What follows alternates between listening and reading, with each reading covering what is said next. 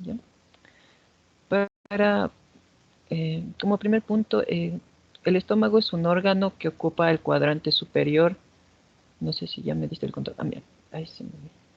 El cuadrante superior izquierdo, específicamente lo que es el epigastrio, lo que es el hipocondrio izquierdo, lo que es la región umbilical.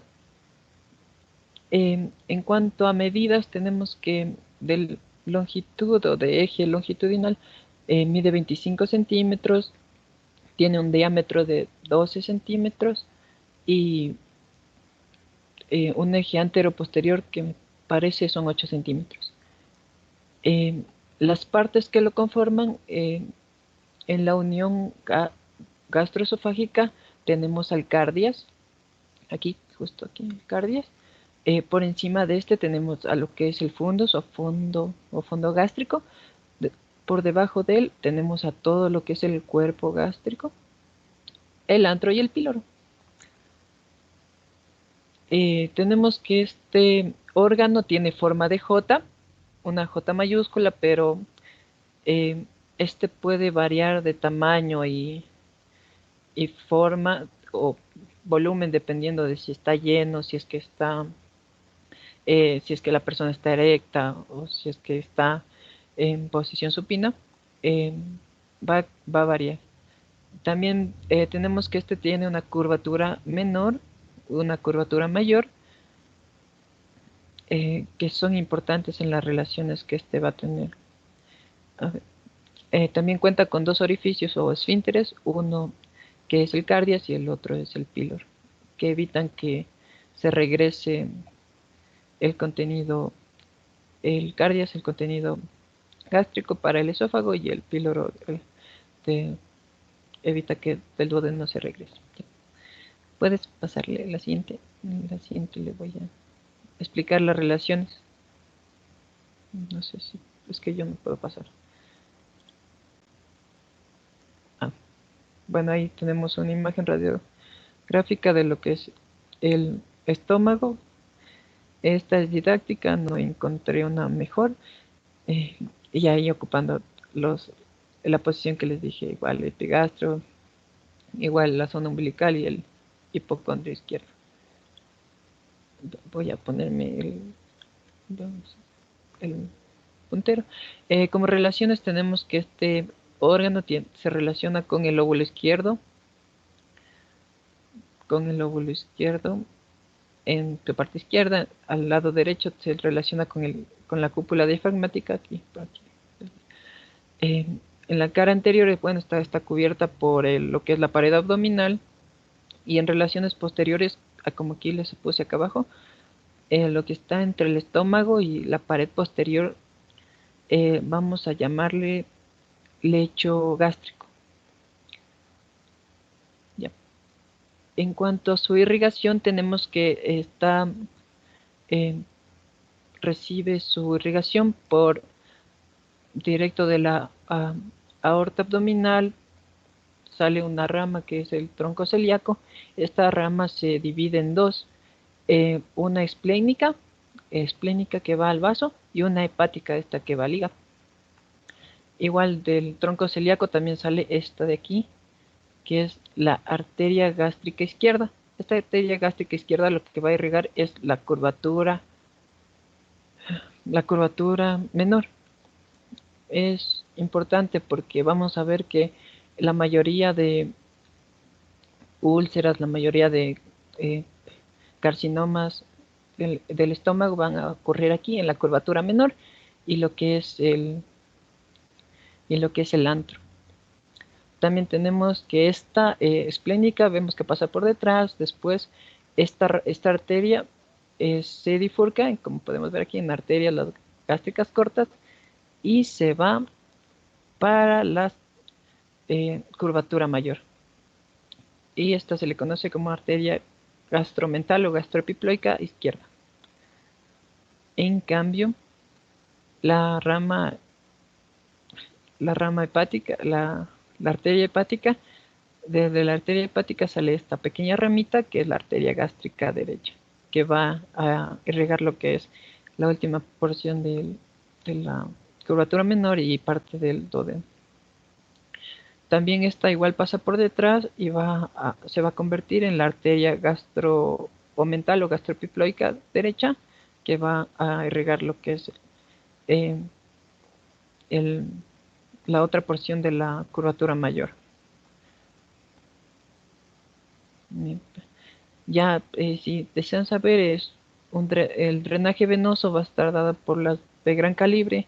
En el caso de eh, en caso de la vena gástrica derecha, va a drenar en la vena porta, y en el caso de la eh, vena gástrica izquierda va a drenar en la vena esplénica. Y por donde va una arteria, va una vena, va también un linfático. Todos estos linfáticos van a los ganglios celíacos. Ya. Y bueno, ¿qué estudios podemos encontrar en el estómago? En el estómago podemos verlo en una radiografía simple de abdomen. ¿Por qué? Porque al estar en bipedestación podemos encontrar niveles hidroaéreos en lo que es el fundus.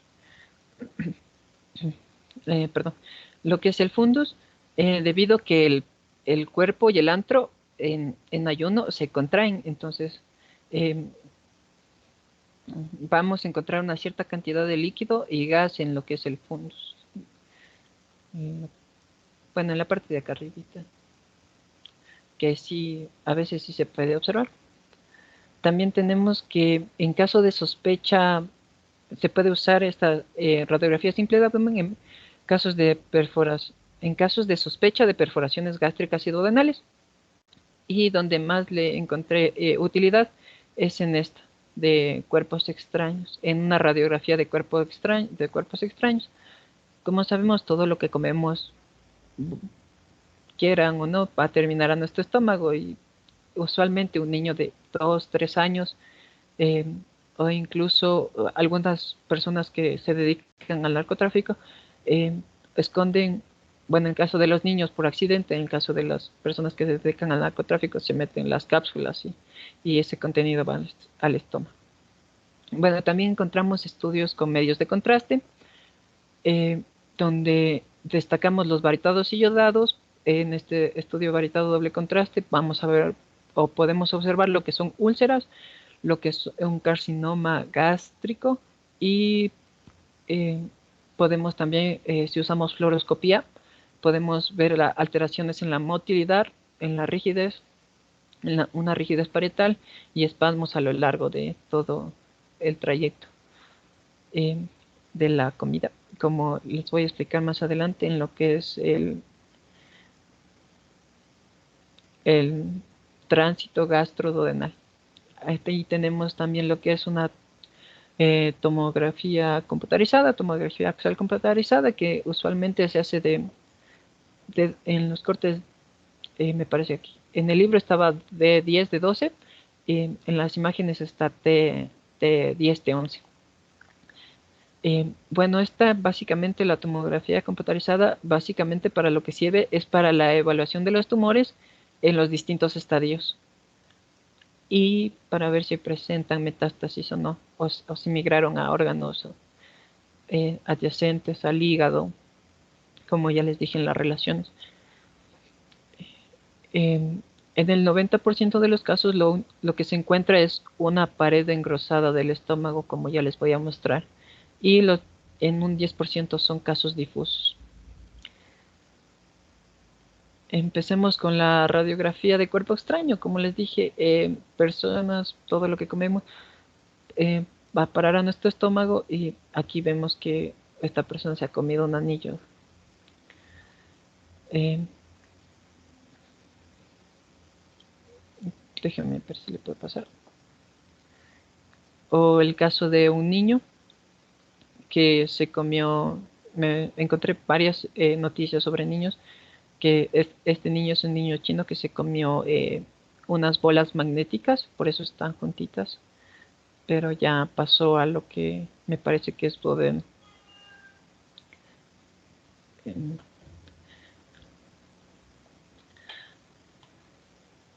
Bueno, entonces tenemos también a lo que son los estudios con contraste. En esto es la única imagen que en el libro base que tenemos, que nos proporcionaba, que nos daba estas estructuras. En número uno es la curvatura menor, por acá debe estar la curvatura mayor, y el 3, 4, 5 son pliegues de mucosa, mamelones gástricos, y acá pliegues gástricos,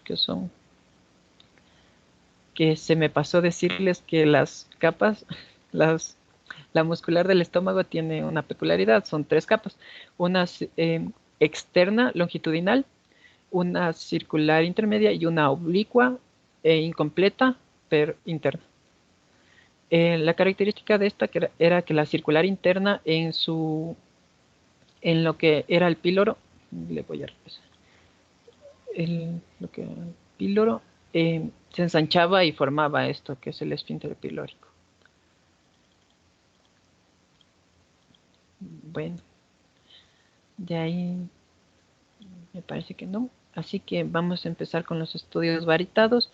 Un estudio varitado es un estudio que usa un medio de contraste, usualmente bario yodo. Hay que recordar que el gadolíneo se usa en resonancia magnética. Eh, Aquí, como ya les dije, es para ver lo que son úlceras o carcinomas en el estómago. En este caso tenemos que hay una alta prevalencia de úlceras generadas por Helicobacter pylori, casi un 75%. El otro 25% era por AINES, ibuprofeno, naproxeno, aspirina. En este caso vemos como el bario ocupa toda el área de lo que es el estómago, y vemos esto que sobresale. Esto que sobresale es una úlcera. Aquí podemos también ver lo que es la línea de la línea de Hampton, me parece que es. Línea de Hampton, que es eh, un signo de que esa úlcera es benigna. Porque una úlcera benigna es aquella que tiene bordes regulares, no tiene nódulos, pero sí, esta sería una línea bien delimitada que atraviesa la base y el nicho de la úlcera. Um, en este caso es preferible, después de esta imagen, o hacer lo que es el EDA. El EDA es la endoscopía digestiva alta, donde se mete un, un tubito así por la boca y se ve lo que busca el médico, bueno, el que realiza el examen. Él busca lesiones, busca úlceras a lo largo de todo el tubo digestivo. Ya. Em, Algunos síntomas que les puedo añadir aquí, como siempre deben guiarse por la clínica: dolor abdominal, un dolor que lo despierta por la noche, vómitos, náuseas, eh, tal vez una enfermedad de reflujo por eh, una disfunción de un esfínter, del esfínter del cardias. Bueno, eh, la, sí, como les dije antes, un gran porcentaje de los úlceras se presentan en lo que es la curvatura menor. Aquí está. Eh, y bueno, en el antro también, igual en los. Usualmente estas úlceras son benignas, y lo que se hace por endoscopía es que esta tiene la facilidad de tomar una biopsia y ver si es que es por Helicobacter pylori, y podemos enviar un tratamiento, claritromicina, amoxicilina más un inhibidor de bomba de protones, o bueno, siempre se recomienda mandar dos antibióticos para evitar resistencia.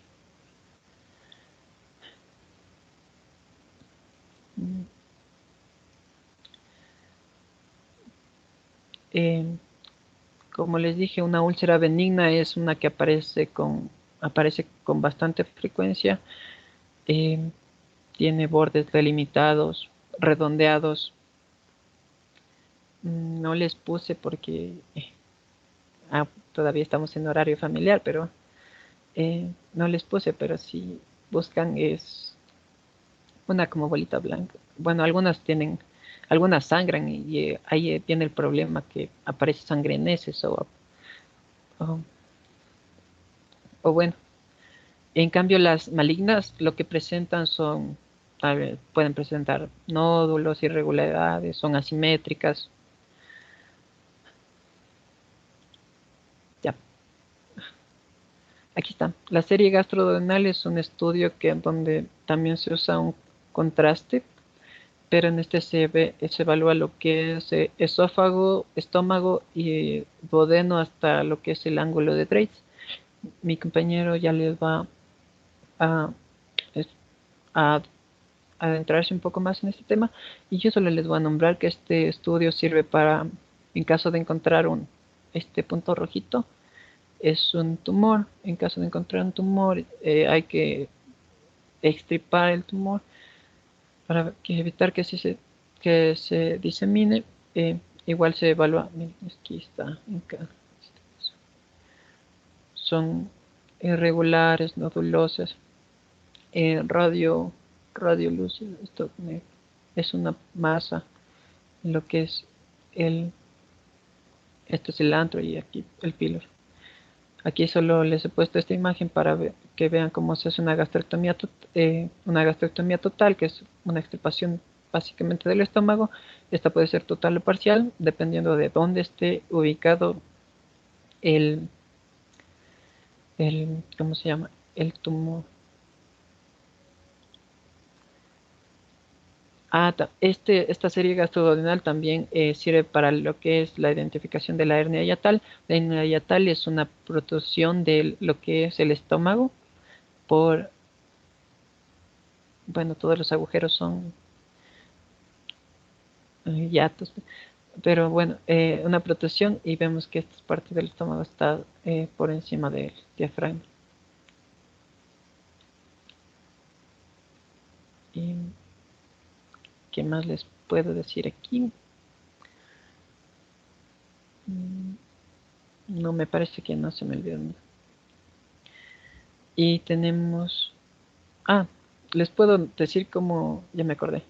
Les puedo decir cómo que el procedimiento para cómo se hace una serie gastroduodenal, que es básicamente como un colon por enema, porque lo que necesitamos es ver la mucosa, toda la integridad de las paredes de todo el tubo digestivo hasta el duodeno. Entonces tenemos que puede ser por inyección el, el medio de contraste o también se lo hace por yo lo encontré por una bebida que le daban una bebida, me parece que es hasta 600 mililitros de bario, como una malteada.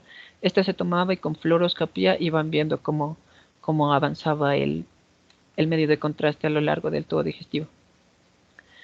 Eh, Esto es importante porque este estudio dura de 3 a 6 horas y hay que tener algunos cuidados, como una restricción de medicamentos, igual que no coma nada, que no haya comido nada para que no haya interferencias. Igual, yo expuse colon por enema el anterior semestre, es muy similar. En el colon por enema lo que se hace es que se le pone un enema y se limpia el colon.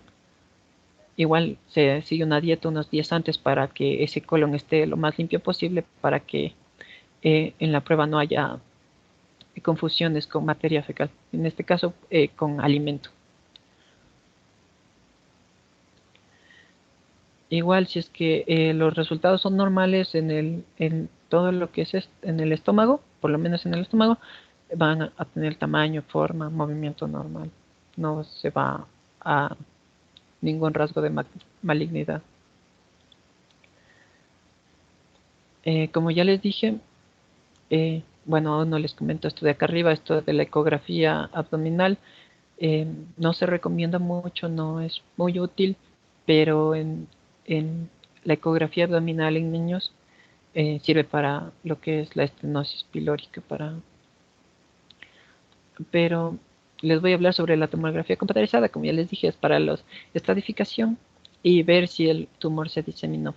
Aquí tenemos, eh, les dije que el 90% de los casos van a encontrar una pared engrosada. Aquí también se encuentra lo que es tejido adiposo y eh, este está en estadio 4. Como podemos ver, en estadio 4 ya pasó la mucosa, la submucosa, la muscular y eso es bastante invasivo. Aquí están los distintos estadios que, miren, aquí está hasta llegar al tejido adiposo. Hasta acá. En la siguiente me parece que tengo lo que es los estadios. No, esto es una tomografía computarizada. No, no. Aquí están los distintos estadios, cómo evaluar. Un estadio 1 es una masa intramural e intraluminal con pared gástrica menor a 1 centímetro. Un estadio 2, todo se guían por este grosor de la pared gástrica. Es mayor a 1 centímetro, pero no hay evidencia de metástasis. En el estadio 3 ya está engrosada y está extendida a un órgano vecino, y en el estadio 4 ya hay metástasis en otro órgano, como puede ser el, el hígado. Eh, no, aquí sí. Bueno, aquí tenemos distintos cortes, como ya les dije, en el libro está igual en los niveles T10 y T11, donde podemos encontrar distintas estructuras, como el 1 es el hígado, pero el que me interesa a mí es el 5 donde está el estómago con el medio de contraste. También tenemos el 7, la aorta descendente, al 8 la vena ácigos, al 13 son los músculos de la pared abdominal, al 14 son más, eh, más músculos, por ejemplo este es el músculo oblicuo externo, igual acá también es un poquito más abajo, es a nivel de T11, y donde el estómago estaba en el 19. Sí, en el 19. Bueno, ahí pueden encontrar distintas estructuras, como el 14 es el vaso, el 15 es la vena esplénica, el 13 es la arteria esplénica, así que va, como ya les dije, la irrigación va del tronco celíaco, la arteria esplénica va al lado izquierdo para la irrigación del vaso. Bueno, una angiografía del eje celíaco, como les dije, esto es más para hemorragias, o bueno, sí me parece que es para hemorragia, sí, es para hemorragia. Eh, en este caso, el catéter está justo en el tronco celíaco, que es el 2. Aquí, miren, aquí está la arteria esplénica. Me parece que este sí es la arteria esplénica. Sí, a ver, 3, sí es la arteria esplénica, entonces esta es la gástrica. Igual la hepática. Esta es la gástrica izquierda. Igual, esta es la gastroduodenal, igual va a irrigar lo que es eh, porción del duodeno y por la otra parte de la curvatura menor del estómago que bajaba por detrás y se iba a irrigar lo que es la curvatura mayor, igual el 12, si le pueden ver igual, la epiploica derecha igual, acá está el que se une con el 13, la epiploica izquierda, que juntas irrigan lo que es la curvatura mayor. Acá está sin angiografía, pero es básicamente la misma irrigación, el mismo árbol arterial. Los distintos estadios, me parece que ya.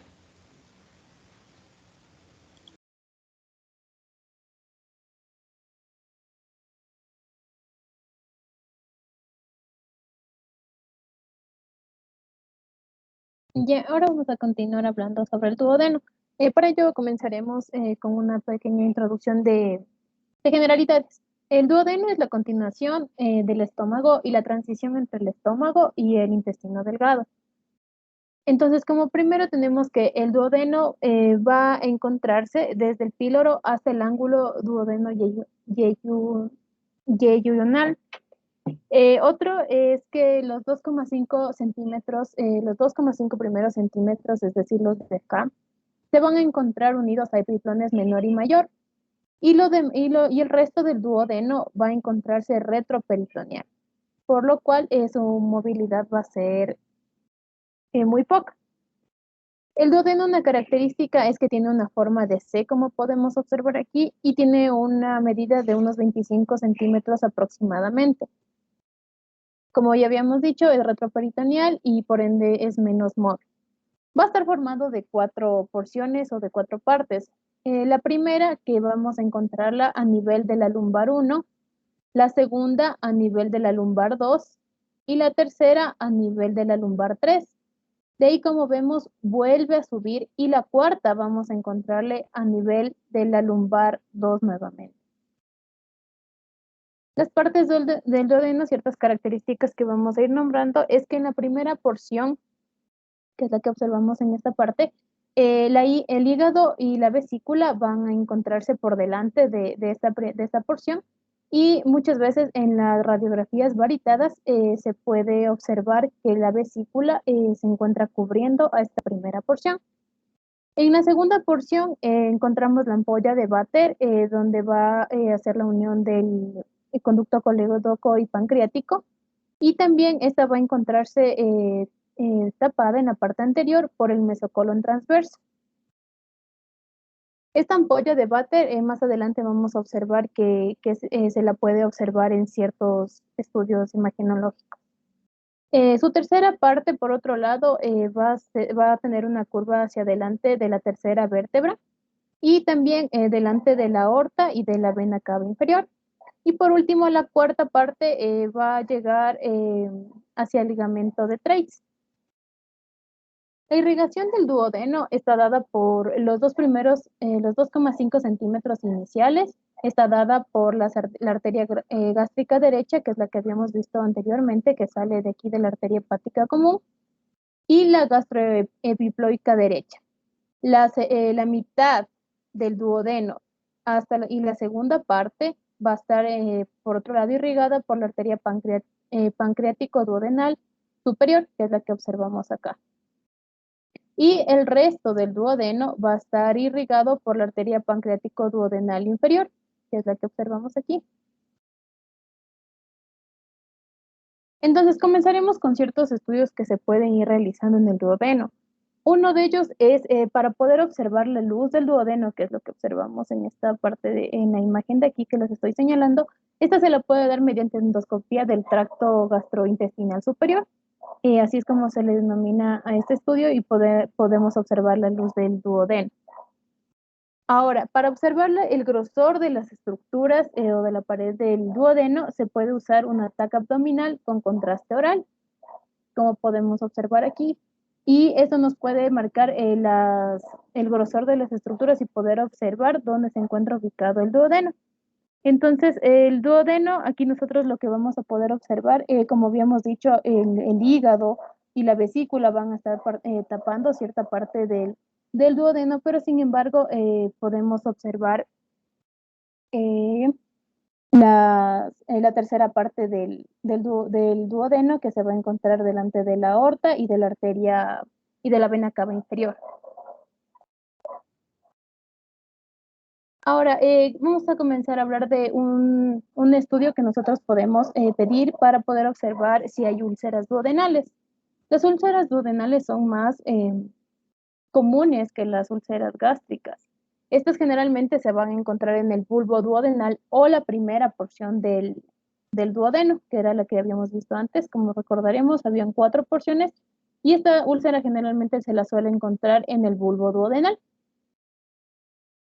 Es característico encontrarlo en la parte anterior, y lo cual en su mayor parte va a estar dada por Helicobacter pylori, y esta se la puede detectar mediante una serie radiológica de TEGD, que significa el tracto esófago gastroduodenal de doble contraste.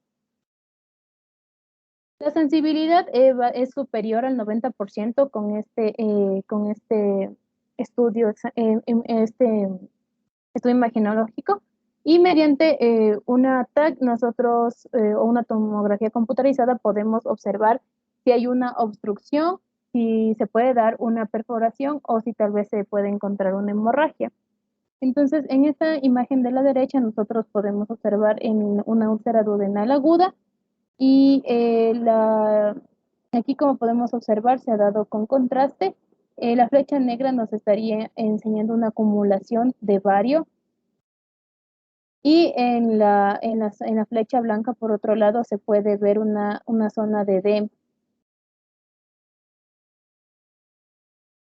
Por este lado podemos observar una úlcera duodenal perforada, como habíamos dicho, en una tomografía computarizada.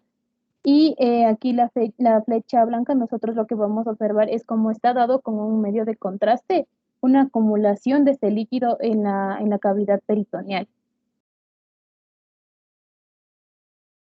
Otro examen que se puede realizar es la tomografía computarizada, que es la que habíamos visto anteriormente, y la resonancia magnética de duodeno. En esta imagen nosotros podemos observar la tomografía computarizada y aquí podemos observar la diferencia. Cuando se hace sin contraste y cuando ya se hace con un contraste, como podemos observar aquí, ya nos va a marcar una área, tal vez si se encuentra ulcerada del duodeno. En este lado también podemos observar lo mismo, si se encuentra ulcerado o perforado, como habíamos visto. Si estaría perforado como en el anterior, nosotros veríamos aquí una zona marcada, ya que el líquido de contraste que nosotros estamos dando a la persona se va a regar en la cavidad peritoneal. Los estudios varitados en el duodeno nos van a permitir, como les había mencionado antes, se puede dar estudio varitado doble, que quiere decir que se da con bario y con aire. En este se puede observar que la primera porción o bulbo duodenal va a estar improntado por la vesícula biliar, por lo que decíamos que esta le cubría. La segunda porción pues se puede observar válvulas conniventes constantes. En la tercera porción, esta se puede encontrar improntada por la aorta o por los vasos mesentéricos, ya que se encuentran en relación con ellos. Y la ampolla de Vater nosotros podemos encontrar en las 2/3 partes en estudios normales. Es decir, que de cada 3 exámenes que nosotros realicemos, solamente en 2 se suele encontrar la ampolla de Vater. Y finalmente el ligamento de Treitz, que se va a encontrar en la última porción, que como recordamos era en forma de C, y en la última porción ya comenzaba a ascender nuevamente y hasta llegar al ligamento de Treitz. En esta parte de la cuarta porción, pues nosotros podríamos encontrar una malrotación. Entonces, ¿cómo veríamos? Como vemos en esta imagen, después del estómago va primera porción, segunda porción, tercera porción, y finalmente vuelve a subir la cuarta porción. Si hubiera una mal rotación, esta porción no se encontraría bajo el estómago y hacia la derecha de la segunda porción. Bueno, hacia la izquierda en la persona y hacia la derecha nosotros visualizándolo. Si no se encontraría del lado contrario, es decir, lo encontraríamos para el lado derecho de la persona, es decir, al lado de acá. Aquí es otro estudio varitado donde podemos observar la unión duodeno-yeyunal sobre la línea media y la ausencia del ángulo de Treitz, que es el que observábamos acá, característico. Y como les dije, en algunos no se va a poder observar esto. Entonces aquí podemos observar que hay ausencia de este ángulo. Ahora, ¿se puede o no se puede hacer ecografías duodenales? Sí se puede hacer estas ecografías duodenales. El gas del duodeno puede dificultar la visualización de otras estructuras, en específico del conducto coledo. Entonces aquí podemos observar y como tenemos anatómicamente, debemos tener relación siempre. Este se va a encontrar en relación con la cabeza del páncreas. Entonces, por ende, vamos a observar en una ecografía el duodeno al lado del páncreas, como observamos aquí.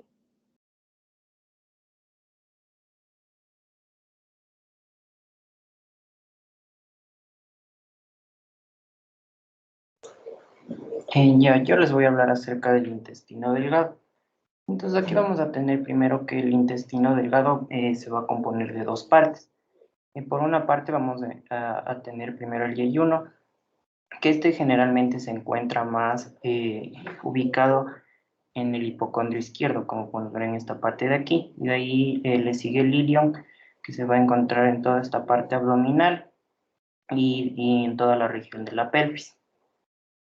Este generalmente mide de 3 a 10 metros con una media de 6 metros. Ya, entonces, a ver, espera un momentito. Puedes pasarle.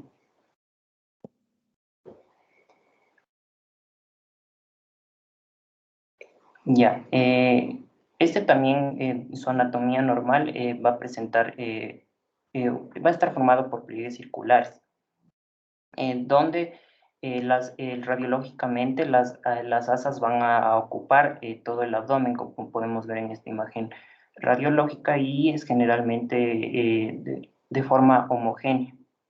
Siglo, otra más, por favor.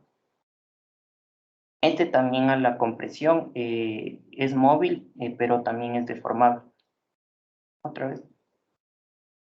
Este generalmente su diámetro no va a exceder de los 3 centímetros, porque ya vamos a ver patologías siguientes en las que se puede superar este diámetro.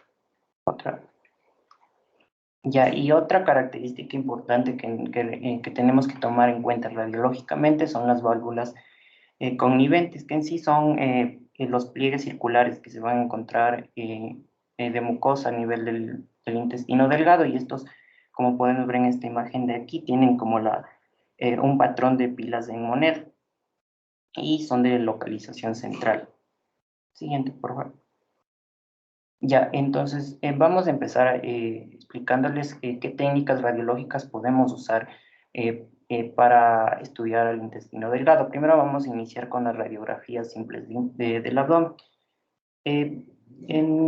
Se decía que estas radiografías han ido perdiendo su utilidad por la dificultad de diagnosticar a través de una radiografía cualquier patología, pero principalmente este nos sirve para demostrar la presencia de niveles hidroaéreos que podemos ver en el intestino delgado. Dale, ya, gracias. Entonces vamos a tener primero que la obstrucción intestinal, en este caso, generalmente nos va a mostrar como asas dilatadas intestinales, pero aquí vamos a tener diferentes signos que nos ayudan a identificar algún tipo de obstrucciones. Como podemos ver en esta imagen de aquí, este es el signo de la triple burbuja y se da en casos de una obstrucción yeyunal congénita que se produce por su atresia. Entonces, como pueden ver aquí, el número 1 va a ser el gas y el líquido que se acumula en el estómago. En cambio, el número 2 va a ser del duodeno y el número 3 del yeyuno proximal. Entonces, aquí vamos a tener este signo. Siguiente. Ya, también vamos a tener un signo del collar de perlas, o también se lo conoce como el rosario de cuentas, como podemos ver en esta imagen de aquí. Entonces, esto se va a formar como una hilera de burbujas que puede adoptar una disposición vertical o oblicua. Este generalmente se suele dar por pequeñas cantidades de aire atrapadas en estos segmentos. Y generalmente este signo se lo suele ver en las obstrucciones mecánicas del intestino delgado. Y dale otra, por favor. También podemos tener el signo de la escalera, que como podemos ver aquí, estas igual son asas intestinales dilatadas y estas, como pueden ver aquí, están en escalera y están superpuestas unas sobre las otras. Todas estas van a estar como rellenas de aire y también son típicas de encontrarles en una obstrucción intestinal. Ya, ahora les voy a hablar acerca del tránsito intestinal. Entonces, este tránsito intestinal va a ser principalmente cuando nosotros administramos por vía oral el bario. Entonces, este tiempo de tránsito se va a extender de 1 a 5 horas, como pueden ver en esta imagen aquí, y se puede realizar secuencias radiográficas a lo largo de cada hora para ir visualizando las diferentes estructuras del intestino delgado, como se puede ver aquí. Entonces, cuando nosotros vamos a realizar un tránsito intestinal, cuando vamos a sospechar de alguna obstrucción del intestino delgado, de la enfermedad de Crohn o en casos de un síndrome de mala absorción.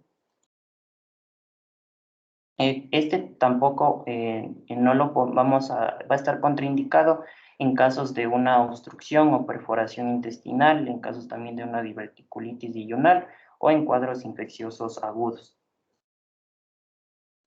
A lo largo de los años el tránsito intestinal ha ido variando sus técnicas.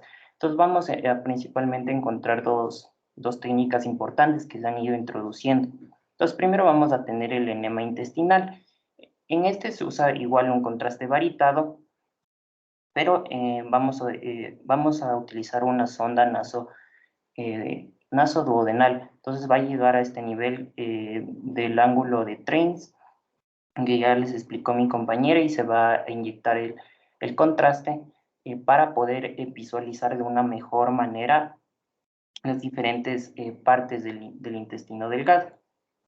El otro método que se ha ido incluyendo también ha sido de la enteroclisis. Entonces, este principalmente se diferencia porque aquí vamos a añadir un contraste seguido de una solución con metilcelulosa. Entonces, esta metilcelulosa va a ser como un doble contraste que nos va a permitir visualizar mejor las asas intestinales. Generalmente este enema intestinal y la enteroclisis va a estar indicado en casos de una diarrea crónica, una tuberculosis intestinal o en casos de sangre oculta. Ahora les voy a hablar acerca de la ecografía. Entonces, en la ecografía vamos a tener primeramente que esta no va a ser en nuestro método de exploración primaria por la presencia de gas intestinal. Entonces, nos va a dificultar la visualización de todas las partes del intestino delgado. Pero podemos utilizarlo para ver las diferentes masas sólidas. En este caso, estas masas sólidas se suelen dar por tumores infiltrantes. Entonces estos van a engrosar la pared intestinal y van a dar esta imagen en un pseudoriñón, como podemos ver en esta figura de aquí. Es una ecografía abdominal que se observa a nivel del flanco izquierdo una formación sólida que va a tener esta forma de pseudoriñón o de don. Entonces aquí va a tener como un anillo periférico hipoecoico que lo señala con la flecha negra, y va a estar rodeándolo en una área hiperecogénica central que se puede ver en esta parte de aquí con la flecha blanca. Ya, entonces, un ratito. Ya, ahora les voy a hablar acerca de la tomografía computarizada. Entonces aquí lo importante de saber de la tomografía computarizada va a ser que este método va a realizar cortes axiales de 8 a 10 milímetros. Pero aquí vamos a utilizar un contraste iodado para visualizar mejor las estructuras. Entonces aquí vamos a tener hallazgos importantes para nosotros realizar una tomografía computarizada. Primero le podemos utilizar en engrosamientos de la pared intestinal. Como bien les dije, las asas intestinales del intestino delgado no pueden superar una luz menor de 3 o de 2,5, entonces siempre deben de estar en ese rango. Y la pared solo puede tener un grosor de 3 milímetros. También podemos utilizar una tomografía computarizada en casos de un edema o una hemorragia intestinal. Entonces aquí nos puede mostrar áreas focales con pequeñas infiltraciones en la submucosa. También vamos a encontrar infiltraciones borrosas con densidades lineales en el tejido graso cuando una reacción inflamatoria se extendió hacia ese tejido. También podemos utilizarlos en casos para visualizar aire extraluminal, como en las perforaciones intestinales. Ya, entonces aquí esta es una tomografía computarizada.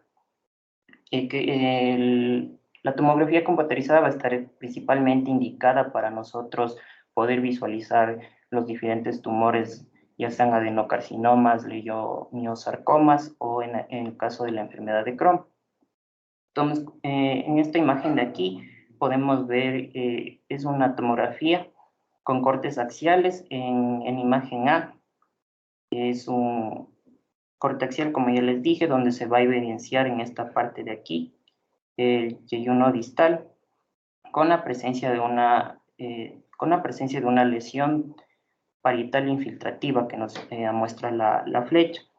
Estas generalmente afectan más a la mitad de la circunferencia del órgano. Y hay una patología importante que también se suele presentar en el intestino delgado es la enfermedad de Crohn, que generalmente esta se basa por ser una inflamación crónica de tipo granulomatoso. Entonces, aquí vamos a tener diferentes hallazgos importantes que es importante ir identificando en la enfermedad de Crohn. Entonces, podemos primero ver un patrón en empedrado, como se puede ver en esta imagen de aquí. Este patrón de empedrado que se visualizan en estas flechas, generalmente se produce por una combinación de las úlceras tanto longitudinales y transversales que se presentan en esta enfermedad. Como ya les dije, también se puede visualizar úlceras o fisuras. En este caso, las fisuras van a estar ubicadas en esta parte de aquí y se suelen presentar por una complicación de las mismas úlceras. Ya también podemos tener una disminución del calibre de la luz intestinal que generalmente se produce por un edema que se acompaña de las ulceraciones y que en esta imagen de aquí podemos ver cómo la asa intestinal se encuentra engrosada y por eso la luz intestinal ha disminuido. Y también vamos a tener un signo de la cuerda y de la asa orgullosa, que generalmente este signo de la cuerda, como pueden ver en esta parte de aquí, es una estenosis del ilion terminal, que se lo visualiza como un hilo bien fino. Y al estenosarse esta parte del ilion terminal, quedan sus asas vecinas, como pueden ver en esta parte de aquí, que reciben el nombre de asas orgullosas.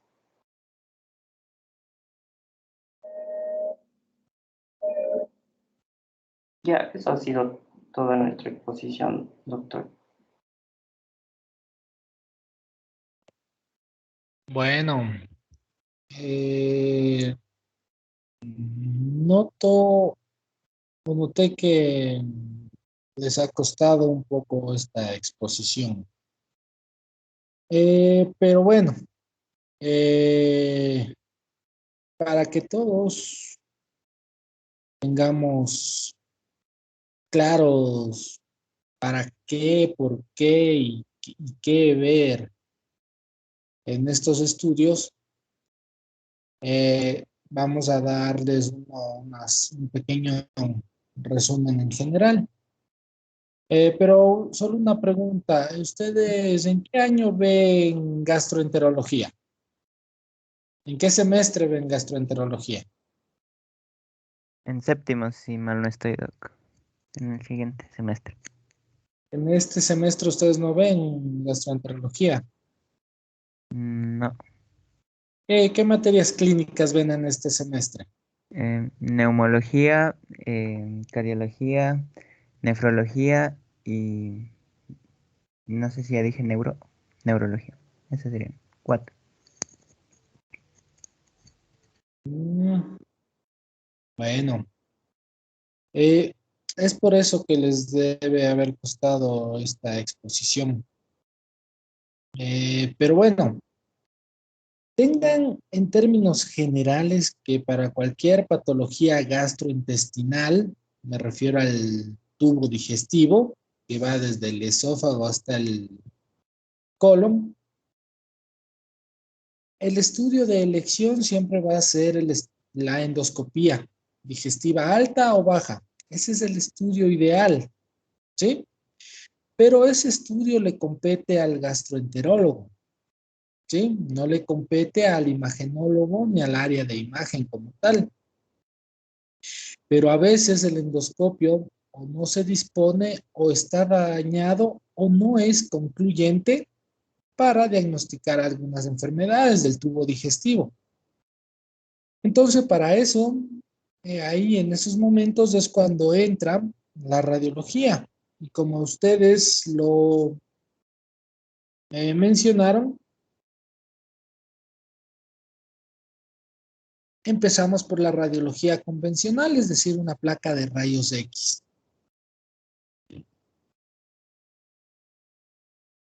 En términos generales, lo que buscamos con los estudios de imagenología es, primero, detectar la ubicación de la estructura que queremos estudiar, es decir, si es el estómago, pues saber que está ubicado donde tiene que estar, las relaciones anatómicas que tiene, ¿sí? Esa estructura, la forma y el volumen que tiene esa estructura. Eso lo podemos hacer con una radiología convencional y a veces tenemos que valernos de contrastes. Si ustedes recuerdan, porque sí me imagino que les debieron haber dado en el quinto semestre en la introducción a imagen, tenemos contrastes negativos, neutros y positivos. Y podemos utilizar cualquiera de esos 3 tipos de contrastes para visualizar el tubo digestivo. Saben bien ustedes que el contraste negativo se refiere al aire, ¿sí? Que lo podemos ver por radiología convencional de forma normal o incluso patológica. El neutro es el agua, ¿sí? Que si bien en radiología convencional, es decir, en una placa de rayos X, no es lo adecuado utilizarlo, pero sí en una tomografía. En una tomografía podemos utilizar el contraste neutro, es decir, el agua, para distender el tubo digestivo y poder visualizar mucho mejor la pared. Y el que ustedes lo mencionaron y nos mostraron fotos, que es el contraste positivo, que puede ser el uso de bario o el uso de solución yodada hidrosoluble, ¿sí? Entonces, eso nos va a permitir ver las características internas de la mucosa del tubo digestivo. Y la semiología radiológica nos obliga a nosotros a buscar ciertas características, sea estómago, duodeno, intestino delgado o intestino grueso. La semiología radiológica nos obliga a buscar imágenes que nos puedan estar demostrando alguna de esas patologías. Esa semiología es una imagen por adición, ¿sí? ¿Qué significa una imagen por adición? Significa que del calibre normal del tubo digestivo o de la porción que estamos estudiando, hay una imagen que, que sobresale, ¿sí? De la estructura normal. Estamos hablando lo que nos mostraron en una imagen, que puede ser una úlcera, ¿sí? Puede ser un divertículo, ¿sí? Esas son imágenes por adición. Hay otra imagen, o una imagen semiológica, que se llaman imágenes por sustracción. Es decir, que vemos el calibre normal del tubo digestivo y de pronto hay una parte que disminuye, pero disminuye bruscamente, ¿sí? Esa es una imagen por sustracción y generalmente puede estar dada por los pólipos o por los tumores malignos. Hay una imagen mixta entre adición y sustracción, que es ese defecto de llenado, ¿sí? Pero en ese defecto de llenado se suma una imagen por sustracción, es decir, una mancha blanquecina en esa imagen de defecto. Generalmente se da en tumores malignos ulcerados, ¿sí? Tenemos otra imagen semiológica, es decir, ver la estenosis, que como nuestro último compañero nos lo mencionó, pues se ve en la enfermedad de Crohn y puede, y es el claro ejemplo de una imagen de estenosis, es el signo de la cuerda, ¿sí? Entonces, tenemos que buscar estas imágenes que les menciono. Y hay otra imagen que tenemos que buscar. Como les dije, vamos a tener que ver las relaciones anatómicas de este tubo digestivo y podemos ver lo que se llama semiológicamente compresión extrínseca. Es decir, hay algo fuera de la luz intestinal que está empujando o deformando a este tubo digestivo, ¿sí? Eso generalmente lo podemos ver cuando hay tumores abdominales fuera del tubo digestivo o cuando hay visceromegalias, ¿sí? Que deforman eh, el trayecto normal o la forma normal de este tubo digestivo. En el estómago, como el primer compañero nos mostró las relaciones con el vaso, cuando hay una esplenomegalia, el vaso se deforma, pero es una compresión extrínseca, es decir, hay algo afuera que lo está deformando, ¿sí? Entonces, tenemos que tener claro toda esta semiología radiológica para que ustedes sepan qué buscar, qué encontrar y cuando lo encuentren, pues saber los diagnósticos posibles, ¿sí? Y en dependencia de eso, pues sí, llegar a estudios más complejos como la tomografía, que nos va a dar, en términos generales, pues una visión más amplia de la patología que estamos sospechando, ¿sí? Para cáncer gástrico, pues como el compañero lo mencionó, nos ayuda a estadificar, a valorar la invasión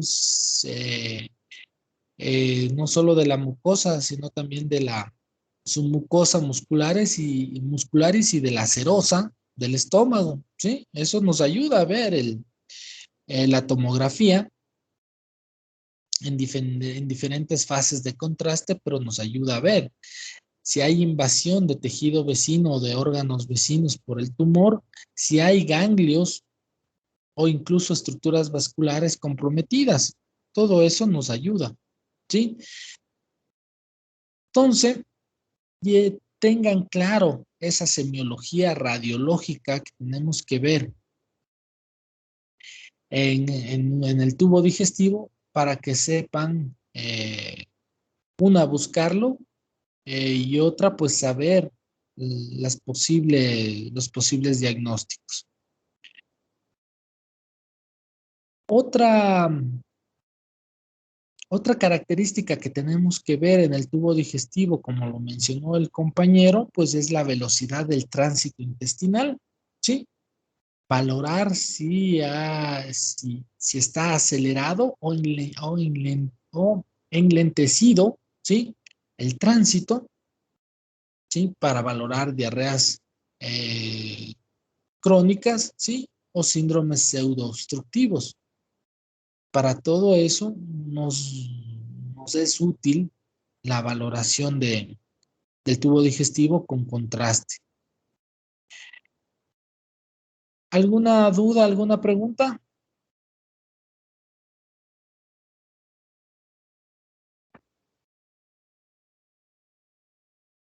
Bueno, si no hay dudas, no hay preguntas, pues nos volvemos a ver el próximo viernes a la misma hora.